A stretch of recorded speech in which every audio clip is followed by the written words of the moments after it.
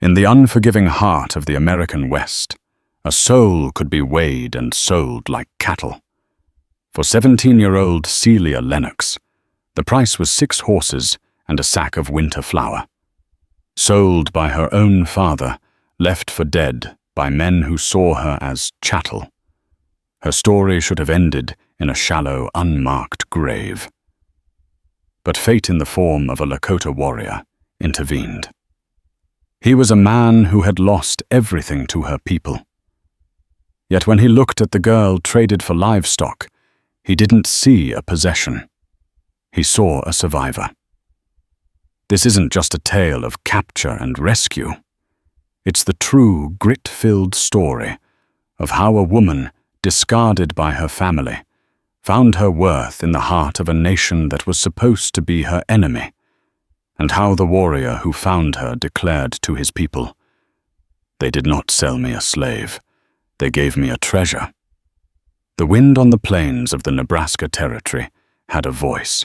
It wasn't the gentle whisper of rustling leaves Celia Lennox remembered from Ohio. It was a hungry, keening cry that scoured the land and stripped the warmth from a person's bones. It was the same sound that had echoed inside their sod-roofed dugout for the entire brutal winter of 1868, a winter that had stolen their 2 milk cows, their seed for the spring planting, and the last flicker of hope from her father's eyes. Elias Lennox was a man carved from hardship, his face a road map of failed ventures and bitter disappointments. He'd brought his family west on the promise of the Homestead Act, a promise that had curdled into a nightmare of drought, locusts, and frost. Now his gaunt frame was animated by a desperate, dangerous energy. "He's coming, Jeremiah." Elias rasped, his eyes fixed on the horizon, where 3 riders were dark specks against the bruised purple of the dawn. "Get her ready." Celia's older brother Jeremiah, a lanky young man of 20, with his father's defeated eyes, but none of his steel flinched. "Pa, maybe we ought to reconsider. She's our kin." Elias's hand shot out, grabbing the front of Jeremiah's worn shirt. "Kin don't fill your belly. Kin don't pull a plow. We're starving, boy. Do you want to be gnawing on your own leather boots come next month? Do you want your ma's grave to be the last thing you see before you join her?" Celia stood by the cold hearth, a woolen shawl pulled tight around her thin shoulders. She had heard the whispers, the furious, hushed arguments that had poisoned the air for a week. She'd seen the men her father had met at a trading post, rough itinerant horse traders with cruel mouths and eyes that lingered on her far too long. She just hadn't allowed herself to believe it. A father couldn't. A family wouldn't. The leader of the traders was a man named Silas Hatcher, though most just called him Graves for the unnerving way he smiled when talking about death. He and his 2 men reined in their horses, the animals snorting plumes of steam in the frigid air. They were wiry, tough Mustangs, their coats shaggy for the winter. To Elias Lennox, they were salvation. Lennox Hatcher grunted, not bothering to dismount.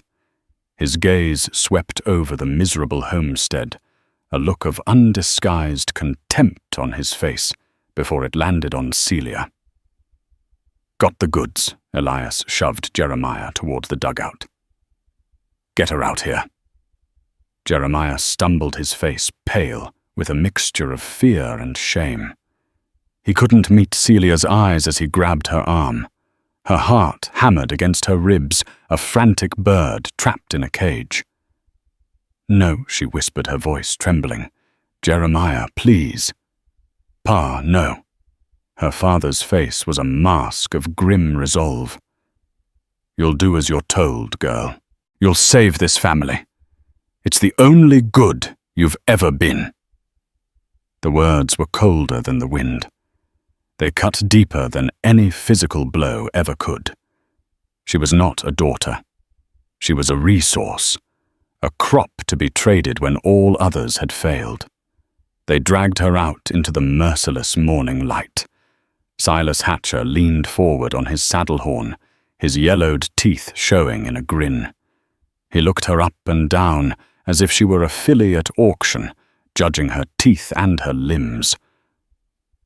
"She's a bit skinny, Hatcher," commented his voice a low drawl.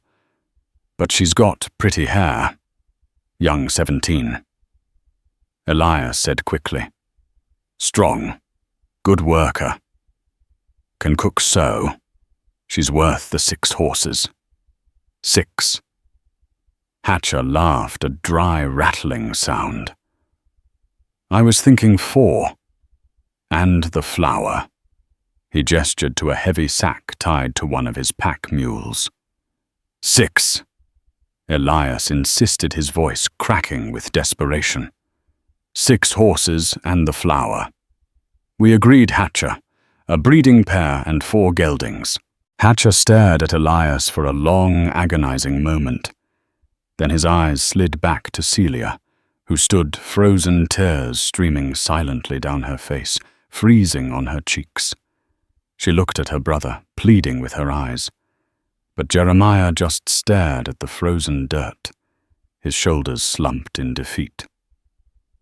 "All right, Lennox." Hatcher finally sighed as if doing him a great favor. 6 it is. But you owe me. The next time I pass through this God-forsaken territory, I'll expect a hot meal and a warm bed, no questions asked. He spat a brown stream of tobacco juice near Elias's feet. "Untie the horses." His men dismounted and began untying the lead ropes of 6 magnificent animals. To Celia they looked like beasts of the apocalypse, their presence sealing her doom. Jeremiah moved mechanically to accept the ropes, his hands shaking. "Her things," one of Hatcher's men asked. "She don't need nothing." Elias grunted, his eyes fixated on the horses. He was already leading one, a powerful-looking roan, toward the dilapidated lean-to that served as a barn. He didn't look back. He didn't say goodbye. Hatcher nudged his horse closer to Celia. "Time to go, little bird." He reached down a calloused, filthy hand. She recoiled. "I won't." His smile vanished. In a flash, he swung down from his saddle. He was shorter on the ground, but thick and powerful. He grabbed her arm in a grip of iron. "You don't have a choice in the matter. You belong to me now." He threw her sideways onto his horse, her body landing hard in front of the saddle. The breath was knocked from her lungs. Before she could scream, he was back in the saddle behind her. His arm clamped around her waist like a steel band. "Pleasure doing business with you, Lennox," he called out, a mocking tone in his voice. Celia twisted her head, desperate for one last look. She saw Jeremiah holding the ropes of her price, his face a portrait of utter misery. And she saw her father, his back to her, already currying the flank of a bay mare as if his daughter had never existed. He had made his choice. As Hatcher's horse spurred into a trot, pulling away from the only home she'd known, a single devastating sob broke from Celia's lips. The wind snatched it away, and her family did not hear. Or perhaps they simply did not care. They had their horses. The world became a blur of grey prairie, endless sky, and the stench of unwashed men. Silas Hatcher and his 2 companions, a greasy man named Cole and a quiet, mean-eyed youth they called Finn, were not kind masters. They traveled hard and fast, pushing west toward the Black Hills' sacred land, to the Lakota land rich with rumors of gold and ripe for poaching game. For 3 days, Celia was their property. She was given scraps of hard tack and dried meat, just enough to keep her from collapsing. At night, they tied her hands and feet, and she slept on the cold ground, listening to their crude jokes and the predatory way they spoke about her. Hatcher had claimed her as his own, a fact that seemed to enrage Cole, who watched her with a simmering, possessive hunger. Finn, the youngest, just watched everyone, with a chilling emptiness, as if he were waiting for the world to give him a reason to commit some final, terrible act. Celia's mind retreated into a numb shell of survival. The vibrant, hopeful girl from Ohio was gone, replaced by a silent, observant creature who learned the rhythm of their cruelty. She learned that crying earned her a cuff and speaking earned her a threat. Silence and obedience were the only currency that bought her a few moments of peace. She was a ghost drifting through a living hell. On the fourth day, they rode into a narrow wooded canyon. The air grew still, and the cheerful chirping of prairie birds was replaced by an unnerving silence. The towering pines seemed to watch them, their ancient branches like judgmental fingers. "Don't like this," Cole muttered, shifting his rifle in his saddle. "This is Sioux land. Proper Sioux land." "Relax your spine," Cole Hatcher sneered. "The army's put the fear of God into most of them.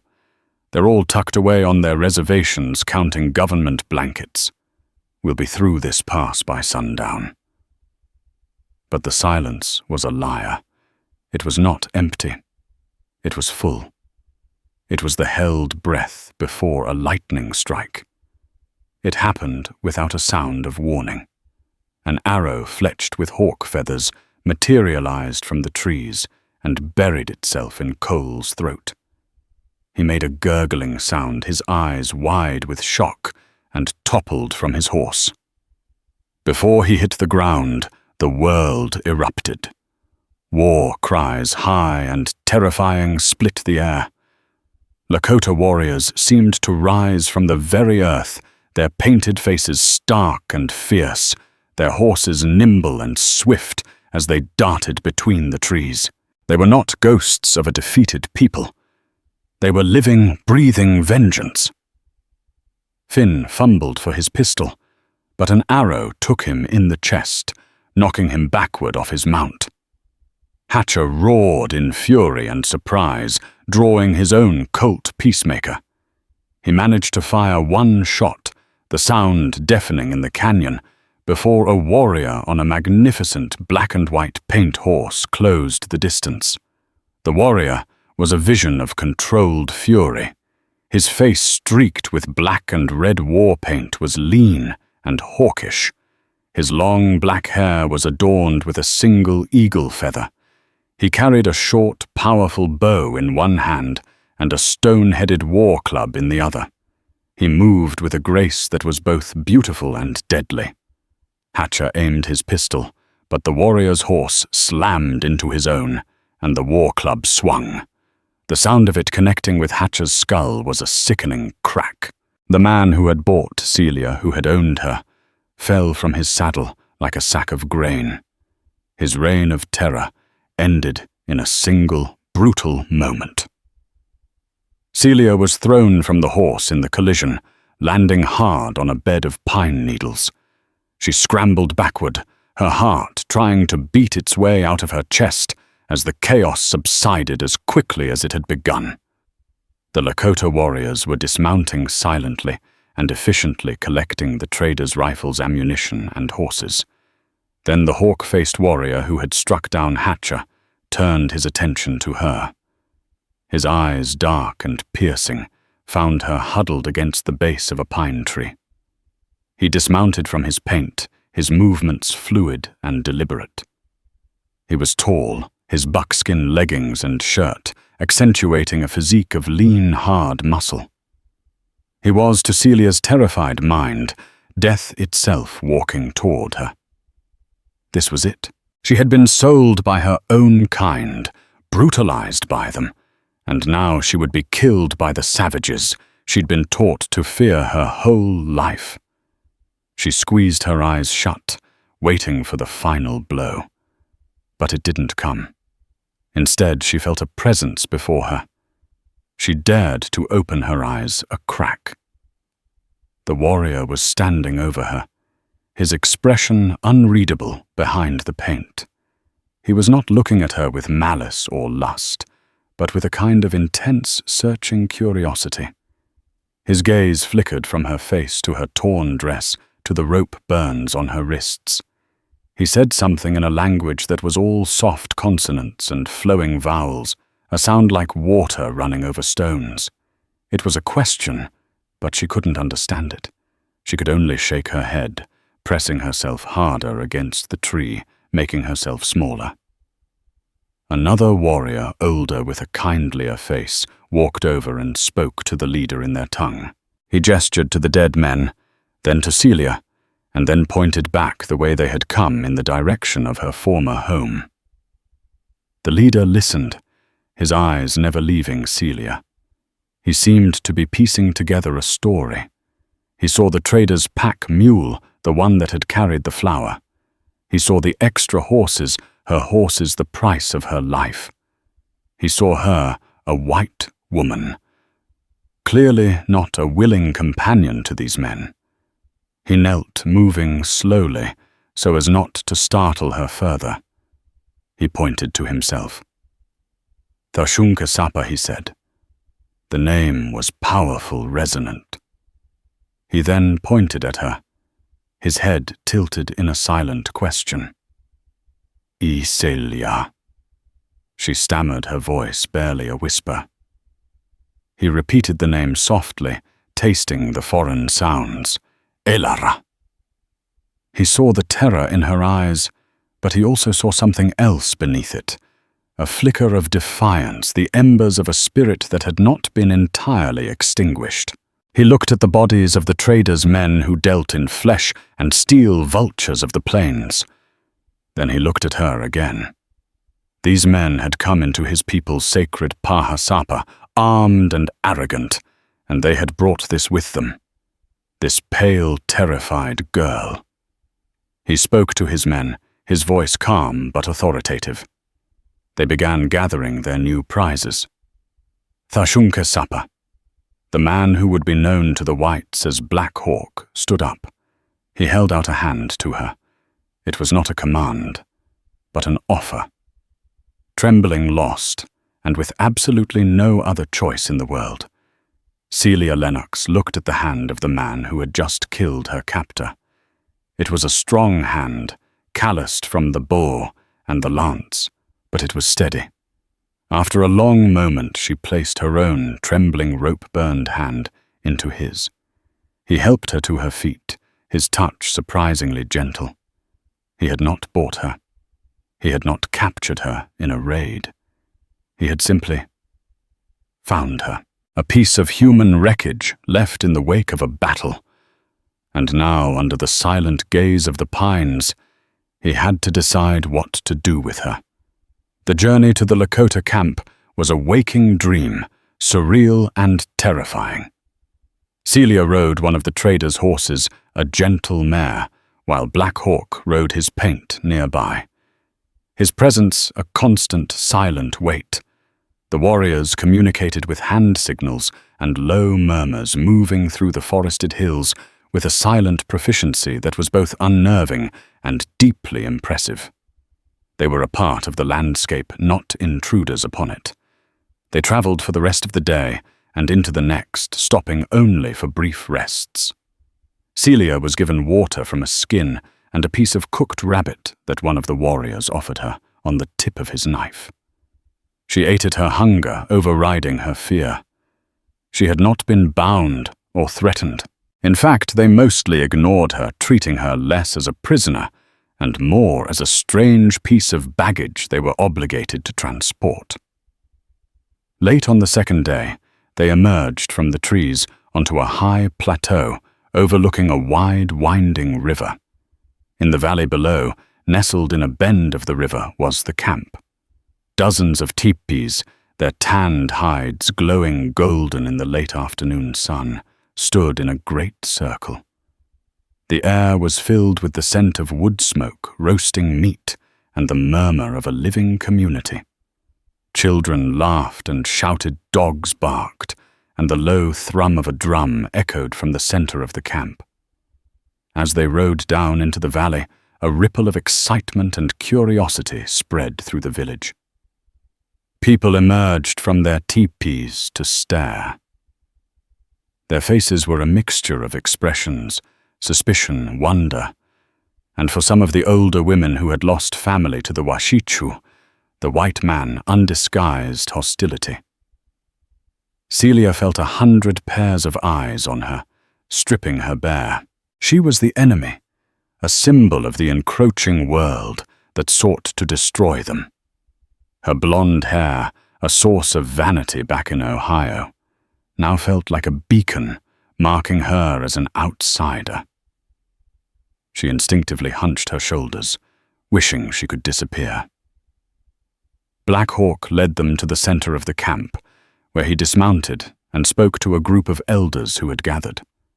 His voice was respectful but firm as he recounted the events in the canyon, gesturing occasionally toward Celia. An intense debate began, the Lakota words flying too fast for her to grasp any meaning. She understood her fate was being decided. Would they kill her? Ransom her? Drive her out into the wilderness to die? As the men talked, a woman detached herself from the crowd and approached Celia. She was older, her face a beautiful web of wrinkles, her long gray hair in 2 neat braids. She wore a simple doeskin dress decorated with intricate quill work. Her eyes, dark and intelligent, held a deep well of wisdom and sorrow. She stopped a few feet away and simply looked at Celia, her gaze soft and appraising. The woman pointed to herself. Wanacha, she said. The name meant flower. Celia, remembering her brief exchange with Black Hawk, swallowed hard. Celia. Wanacha nodded slowly. She stepped closer and gently touched a strand of Celia's hair, her touch surprisingly soft. Then her eyes fell on the raw red burns on Celia's wrists. A flicker of understanding, of womanly compassion crossed her features. She clucked her tongue softly and said something in Lakota, her tone gentle. She then turned to the debating men and spoke, her voice carrying a quiet authority that made them all fall silent, even Black Hawk. She spoke for a long time, her words flowing with a steady cadence. She gestured to Celia, then to the sky, then to her own heart. Though Celia couldn't understand the words, she understood the sentiment. This woman was defending her. When Wanacha finished, a silence fell over the elders. The oldest among them, a man named Chief Charging Bear, looked at Black Hawk, then at Celia, and finally gave a slow, deliberate nod. The debate was over. Black Hawk walked to Celia's side. He looked at Wanacha with gratitude and then addressed Celia. He used a combination of the few English words he knew and sign language, a common tool for intertribal communication that Celia was beginning to decipher. You stay, he said, pointing to the ground. Then he pointed to Wanacha. She teach. Finally, he made a gesture of a teepee of home. Her lodge. Relief washed over Celia so intensely her knees went weak. She wasn't to be killed. She was to be cared for. Wanacha took her arm gently and led her away from the center of the camp toward a modest teepee set slightly apart from the others. The whispers and stares followed them, but Wanacha's presence was a shield. Inside the teepee was a haven of order and warmth. A small fire burned in the center, its smoke rising through the opening at the top. Buffalo robes were laid out for beds, and backrests woven from willow branches were propped up against the sides. The air smelled of sage and smoked leather. It was more of a home than the damp, dark dugout she had left behind. Wanacha was a widow her husband and son lost years ago in a skirmish with a rival tribe. She lived alone, a respected elder, known for her skill with herbs and her quiet wisdom. Over the next few weeks, she became Celia's world. Communication was a slow, painstaking process. Wanacha would point to an object, a water skin, a fire pit, a needle, and say the Lakota word, Meni, Feta, Thahingshpa. Celia would repeat it, her tongue clumsy with the unfamiliar sounds. Wanacha would nod patiently, correcting her pronunciation with a gentle smile. She taught Celia how to scrape a hide, how to sew with an awl, and sinew, how to grind corn into meal, and how to find the bitter roots that could soothe a fever. Celia learned that life was not easy here, but it was filled with purpose. Every task had a meaning. Every action contributed to the survival and well-being of the community. It was a stark contrast to the desperate, solitary struggle of her family's homestead. Here there was a rhythm, a sense of belonging to something larger than oneself. The children, initially wary, grew bold. They would creep up to Wanacha's teepee and peek inside, their dark eyes wide with curiosity at the white-hair woman. One brave little girl named Zintkala Bird offered Celia a wildflower one day. Celia accepted it with a smile. It was the first genuine smile she'd had in months. Soon the children became another set of teachers, giggling at her mistakes and shouting Lakota words at her until she learned them. Black Hawk kept his distance, but he was always watching. Celia would feel his gaze on her as she fetched water from the river or sat with Wanacha learning beadwork. He never approached her directly, respecting the space Wanacha had created. But sometimes in the evening a fresh piece of deer meat or a fat prairie hen would be left silently outside the teepee flap. Wanacha would nod knowingly and say his name, Thashunke Sapa. Celia began to see him not as a terrifying warrior, but as a man. She saw him playing with the children, showing them how to fletch toy arrows. She saw him listening respectfully to the elders. She saw the deep sadness that sometimes shadowed his eyes when he thought no one was looking. Wanacha told her through a mix of words and gestures that Black Hawk's wife and infant son had been taken by the shaking sickness, smallpox, that had swept through the camp 2 winters before, a disease brought by the whites. He was a man marked by the same kind of loss that she was. Her family had not died, but they had excised her from their lives as surely as if they had. They were both alone. In this strange, smoky world of hide and spirit, Celia Lennox began a slow, painful transformation. The terror was receding, replaced by a cautious curiosity, and the first fragile roots of a new life were taking hold in the blood-soaked soil of the West. The seasons turned. The harsh winds of winter gave way to the gentle breezes of spring, and the prairie exploded into a riot of green grass and colorful wildflowers. With the changing of the seasons came a change in Celia. Her skin, once pale, was now tanned by the sun. Her hands, once soft, were now calloused and capable. She could ride a horse bareback, her blonde hair flying behind her like a banner, her laughter echoing in the river valley. The Lakota language, once a confusing jumble of sounds, now flowed more easily from her tongue. She could hold conversations, understand jokes, and even sing along with the women's songs as they worked. They had given her a name, Wiyaka Najing, which meant standing feather, for her resilience and the way she held her head high, even in the face of her past. She was no longer just the white-hair woman. She was one of them. The hostility had melted away, for most replaced by a grudging respect, and from many genuine affection. Her bond with Black Hawk had also deepened, evolving from a distance into a quiet, profound connection. It wasn't a romance of stolen glances and flowery words, but one built on shared actions and mutual understanding. He taught her how to track a deer, showing her how to read the story left in broken twigs and disturbed earth. She in turn showed him how to mend a tear in his buckskin shirt with the fine, neat stitches her mother had taught her, a skill the Lakota, who used cruder awl and sinew methods, found fascinating. One evening, as dusk painted the sky in shades of orange and violet, they sat by the river watching the water flow.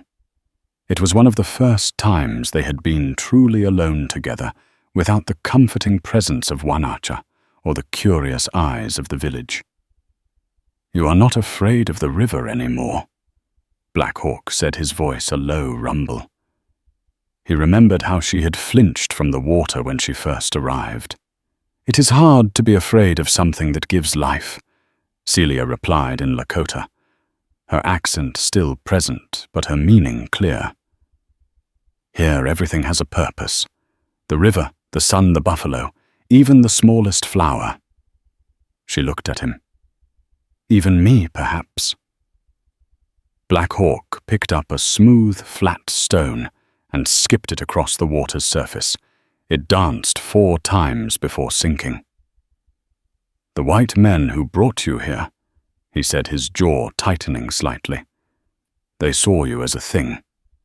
Something to be traded for a horse."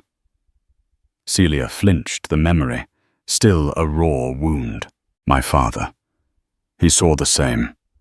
A man who cannot see the value of his own blood is a blind man," Black Hawk stated simply. He turned to look at her, his dark eyes intense. "My friend kills first. He asked me why I brought you here, why I brought a Washichu woman into our camp. He said you would bring trouble. The soldiers." Celia's heart sank. This was the fear that always lingered in the back of her mind. "Am I trouble?" "Thashunka Sapa." He reached out and for the first time tucked a stray strand of blonde hair behind her ear. His touch was electric, sending a shiver through her. "I told him this, Black Hawk," said his voice soft but resonant with conviction. "Her family sold her for horses, thinking they were gaining wealth. But they were fools. They did not sell me a slave or a captive. They gave me a treasure." The word Wawasake was more than just treasure. It meant strength, a sacred possession, something of great spiritual value. Tears welled in Celia's eyes, but for the first time in a very long time, they were not tears of sorrow or fear. They were tears of gratitude. To be seen, truly seen, for who she was, not as a burden, not as property, but as a person of worth, was a gift more precious than all the horses in the territory. "No one has ever seen me that way," she whispered. "Then they were all blind," he said. From that day on, the invisible wall between them crumbled. Their companionship became the talk of the village, but it was met with nods of approval. The warrior who had lost his family and the woman who had been abandoned by hers had found solace in each other. It was a good match. Wanacha watched them with a proud, knowing smile. But as their bond deepened, a shadow was creeping back into Celia's life, a ghost from the world she had left behind. Hundreds of miles to the east, Jeremiah Lennox was living in his own private hell. The 6 horses had not brought salvation. His father Elias remained a bitter, cruel man, working the horses to exhaustion and still failing to tame the stubborn land. The spring planting had been a disaster, a late frost killing most of the fragile seedlings. The homestead was still a place of grim, silent desperation, but now it was layered with Jeremiah's suffocating guilt. Every time he looked at the horses, he saw Celia's face, her eyes pleading with him as she was dragged away. He heard her sob carried away on the wind. His father's words, "It's the only good you've ever been," haunted his sleep. He had been a coward. He had stood by and let his sister be sold like an animal. The knowledge ate at him, gnawed at his soul, until he could no longer bear it. He couldn't fix what was broken in his father, and he couldn't fix the failed farm. But maybe, just maybe, he could fix his one great sin. He had to get Celia back. He had to save her, whether she needed saving or not. He didn't understand what had really happened. In his mind, she was a captive of the vile Silas Hatcher. Or if Hatcher was dead, of the bloodthirsty Sioux who had surely killed him and taken her for their own. He pictured her suffering, enslaved, praying for rescue. One morning, fueled by a mixture of guilt and a desperate need for redemption, Jeremiah took the strongest of the horses, a portion of their dwindling supplies, and rode away from the homestead without looking back. He didn't ride west into the unknown wilderness. He rode north toward the Platte River and the lifeline of the West, the Oregon Trail. He rode for the nearest bastion of American power, a place where he could tell his story and find help. He rode for Fort Laramie.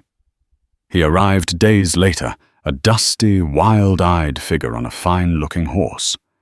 He sought out the fort's commander, a career soldier named Captain Marcus Thorne.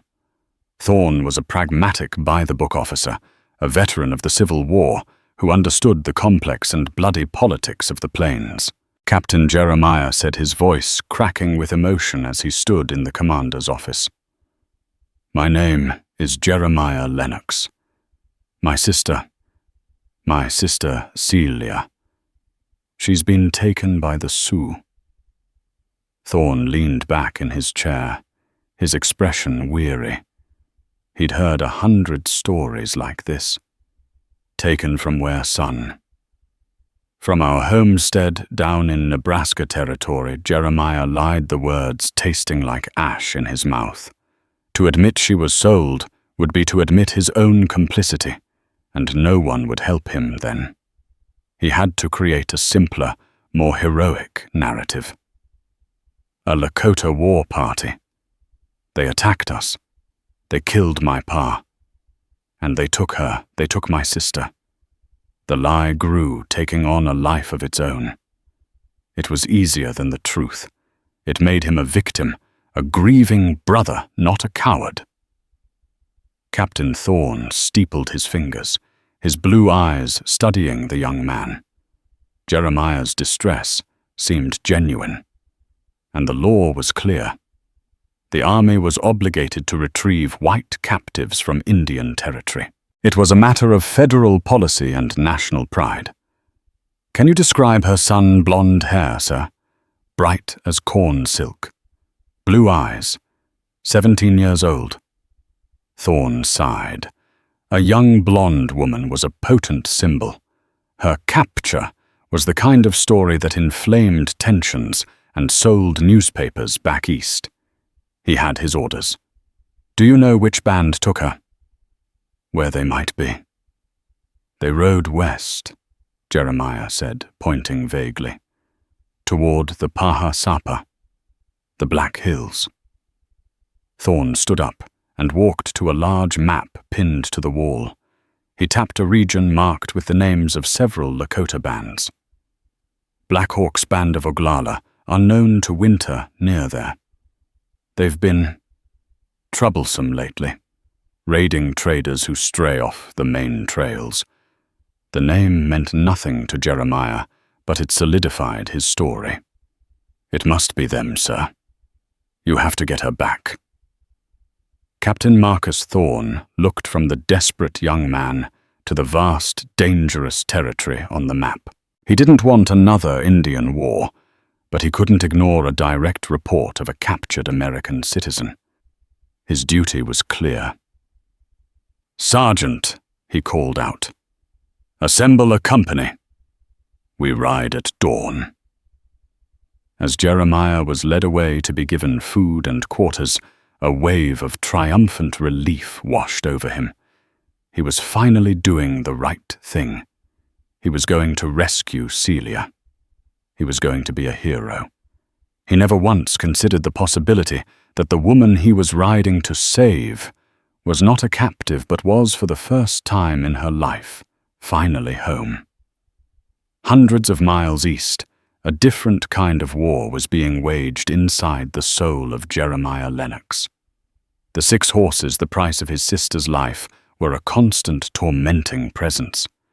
Every time he saw them, their sleek hides shimmering in the sun, he didn't see salvation. He saw the ghost of Celia's pleading eyes. His father, Elias, remained a bitter husk of a man working the animals to exhaustion, but reaping only dust and disappointment from the unforgiving soil.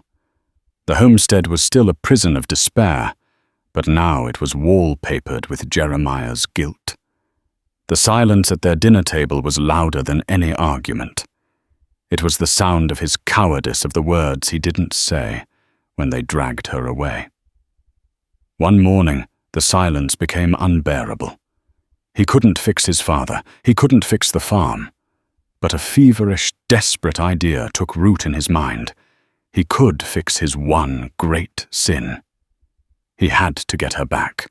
In his tormented imagination, she was suffering at the hands of savages, praying for the rescue he had once denied her. Fueled by this frantic need for redemption, Jeremiah took the strongest horse, the roan that Elias favored, and a small sack of provisions. He fled the homestead, not west into the wilderness, but north toward the Platte River and the iron spine of the U.S. Army at Fort Laramie.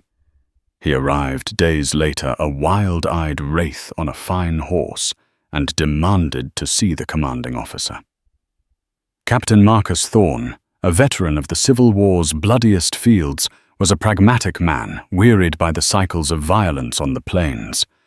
He listened with practiced patience as Jeremiah, breathless and shaking, spun his tale. "Captain, my name is Jeremiah Lennox. My sister Celia, she's been taken. To admit she was sold was to admit his own complicity, so the lie flowed from him, a torrent of self-preservation. A Lakota war party. They attacked our homestead. They killed my pa, and they took her. They took my sister." The lie felt real as he said it, a more palatable truth he could almost believe himself. "And you alone escaped on one of your finest horses?" Thorne asked, his gaze sharp, noting the animal's quality, which seemed at odds with the story of a destitute family being wiped out. Jeremiah flinched. I was out hunting. I came back and they were gone." Thorne sighed.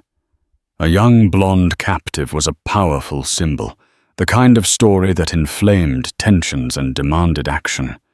His duty was clear, regardless of his suspicions about the distraught boy in front of him. "Do you know which band?" "They rode west," Jeremiah said, pointing vaguely. "Toward the Paha Sapa. The Black Hills. Black Hawk's Oglala band has been active in that region." Thorne said more to himself than to Jeremiah.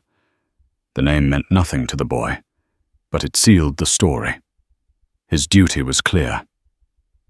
Sergeant Thorne called out, his voice sharp with resignation. "Assemble a company. We ride at dawn."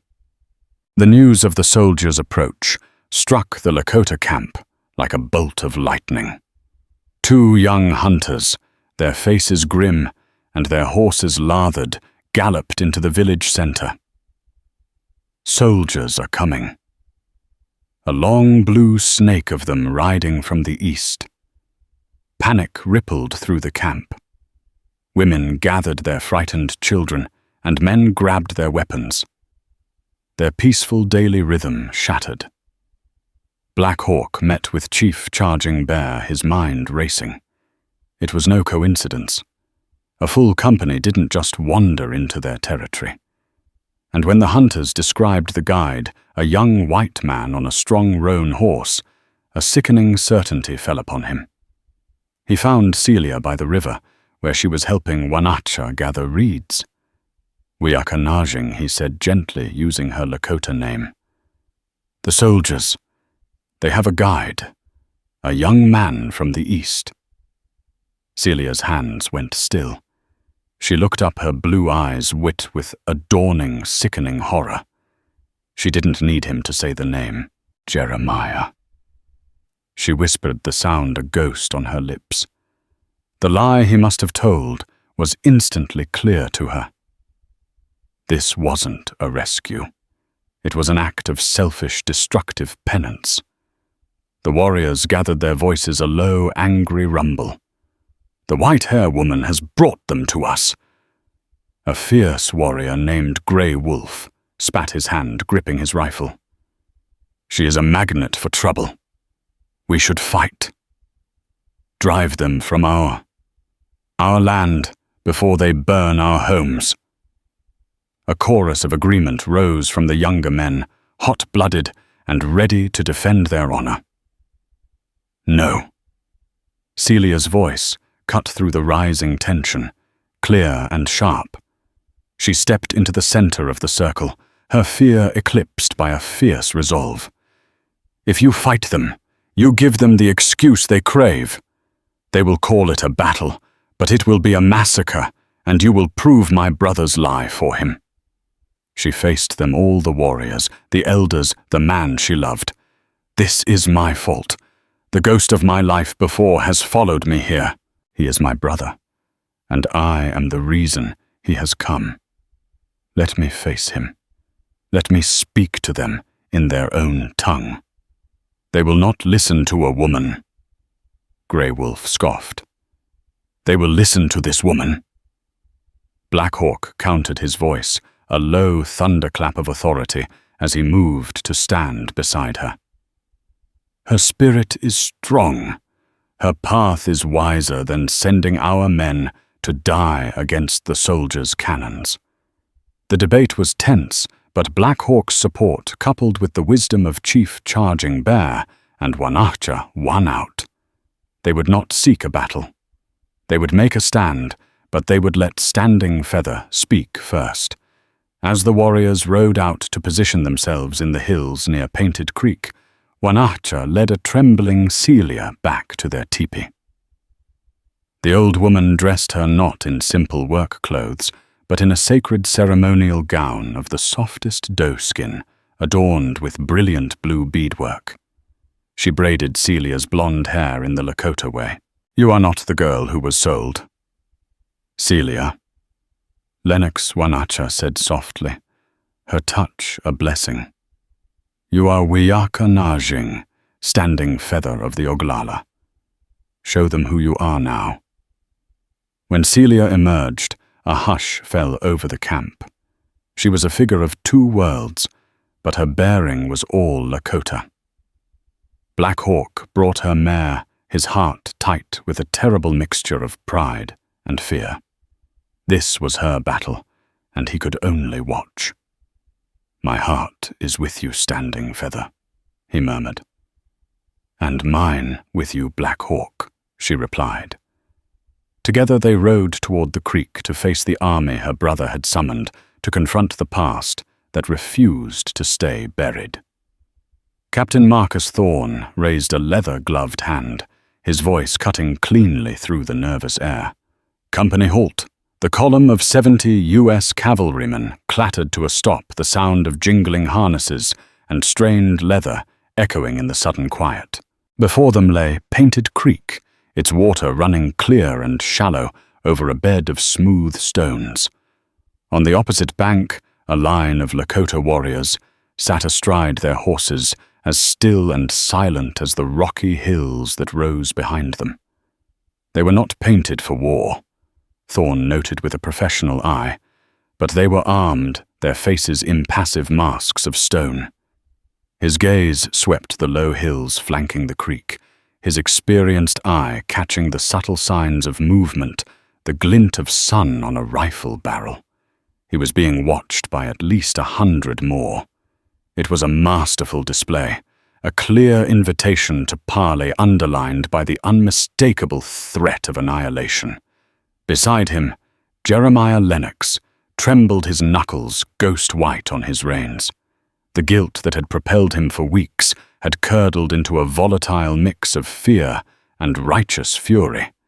He saw only the enemy, the savages his father had cursed for years. "That's them, Captain," he hissed, his voice thin and reedy. "I see him. The leader on the paint horse. That's Black Hawk." "I see him." "Mr. Lennox Thorne," replied, his tone clipped. He found the young man's agitation distasteful. A soldier's work required a cool head. "Hold your position. No man fires unless I give the direct command." Thorne nudged his horse forward, breaking from the line and stopping at the water's edge. He raised an open palm. "I am Captain Marcus Thorne of the United States Army." He called out, his voice projecting across the creek. "I come in peace to speak with Chief Black Hawk." The Lakota leader, a figure of imposing dignity on his black and white paint, did not move. His eyes, dark and piercing, met Thorne's across the distance. A long, tense moment passed. Thorne felt the collective breath of his men held behind him. This was the razor's edge, where talk could turn to bloodshed in a single heartbeat. Then a figure detached from the Lakota delegation. It was not Black Hawk. This rider moved with a fluid grace, urging their horse forward into the shallow creek. Thorne's brow furrowed. It was a woman, dressed in a breathtakingly intricate doeskin gown, the beadwork shimmering like captured light. Her hair was bound in 2 long braids in the Lakota style. But the hair itself, it was the color of sun-bleached corn silk. Jeremiah let out a choked cry, a sound of agony and elation. "Celia. By God, it's her. That's my sister."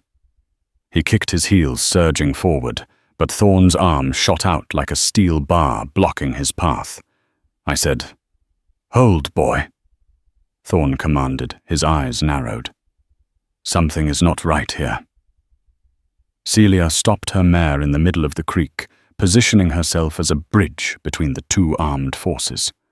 She held her chin high, her posture exuding a calm authority that seemed utterly alien to the terrified captive Jeremiah had described.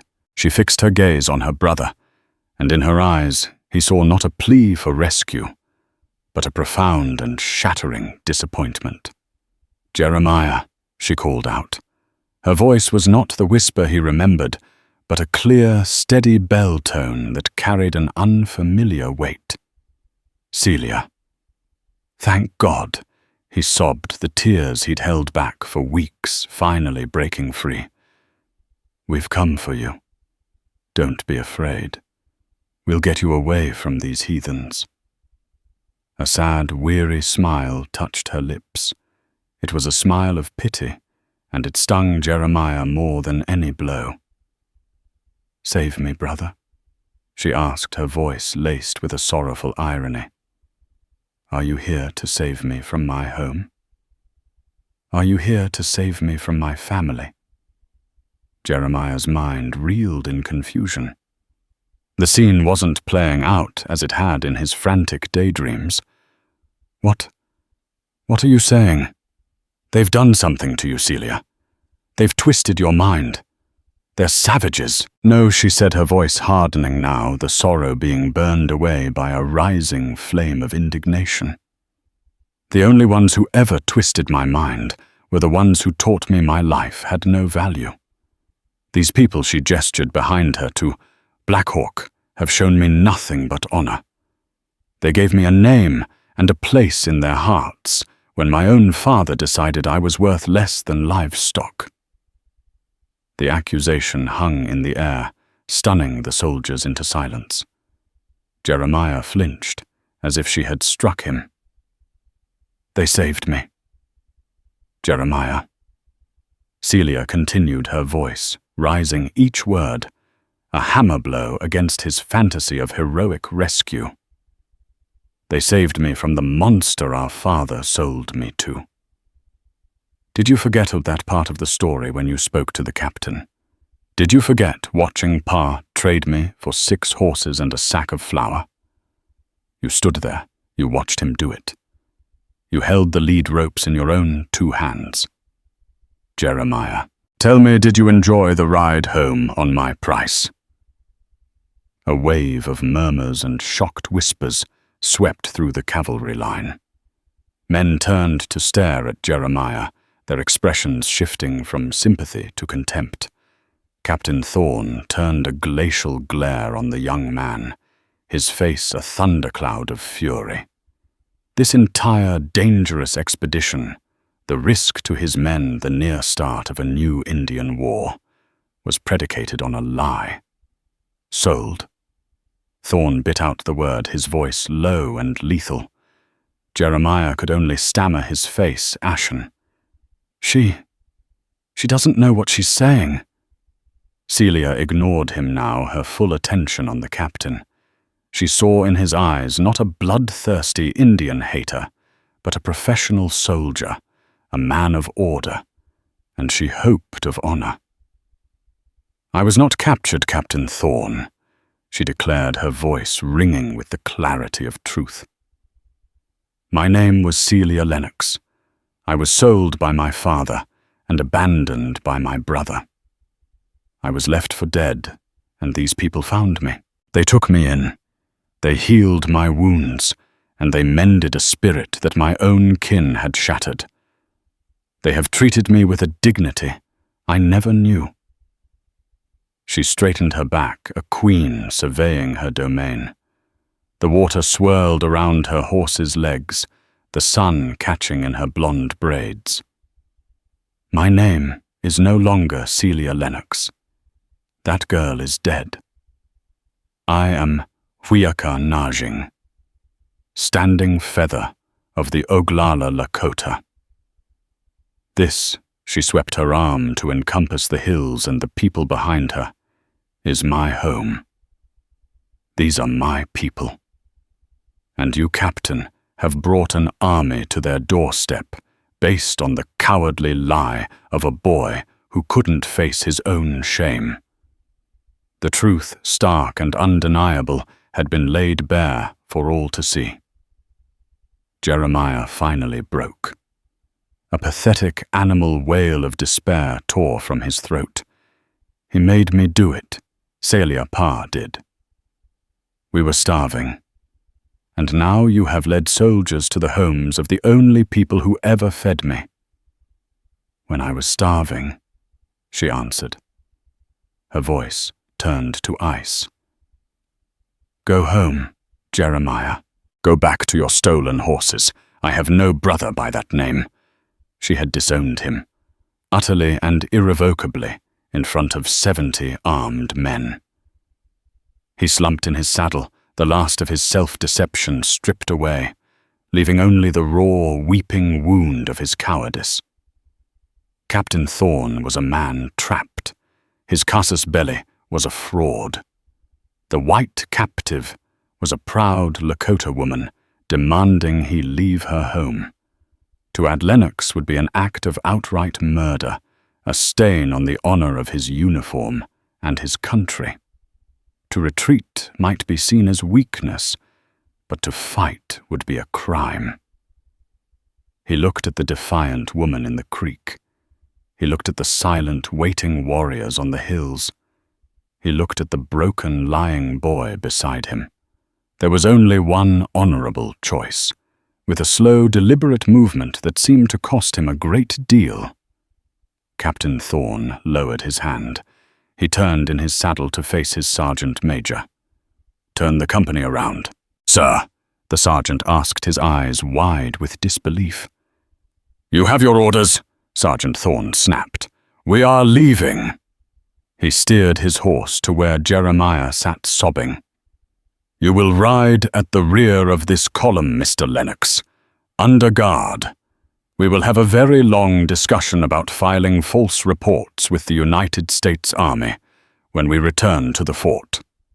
As the soldiers began the clumsy, noisy process of turning back, Celia's body began to shake, the rigid control she'd maintained finally dissolving. Black Hawk urged his paint horse forward, entering the creek and stopping beside her. He didn't speak. He didn't need to.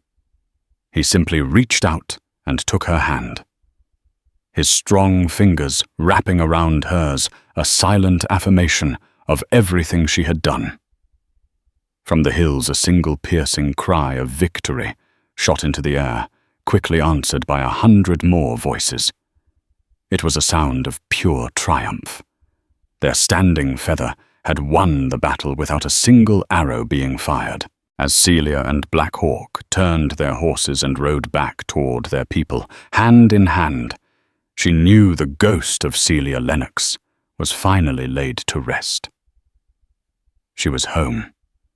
The story of Standing Feather and Black Hawk is not just a relic of the Old West. It's a powerful testament to the human spirit. It shows us that family is not always the one we are born into, but the one that chooses us, that sees our worth when no one else will. Celia's journey from being a piece of property to a treasured leader reminds us that true value lies not in what can be bought or sold, but in courage, honor, and love. Theirs was a love story, written against a backdrop of immense cruelty and change, a small flame of hope in the vast, unforgiving wilderness.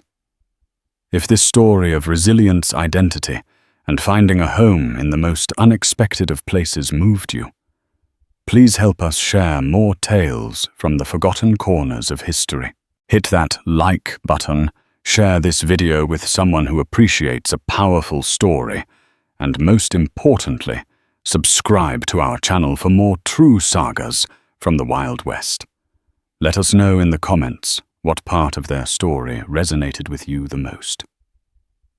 Thank you for listening.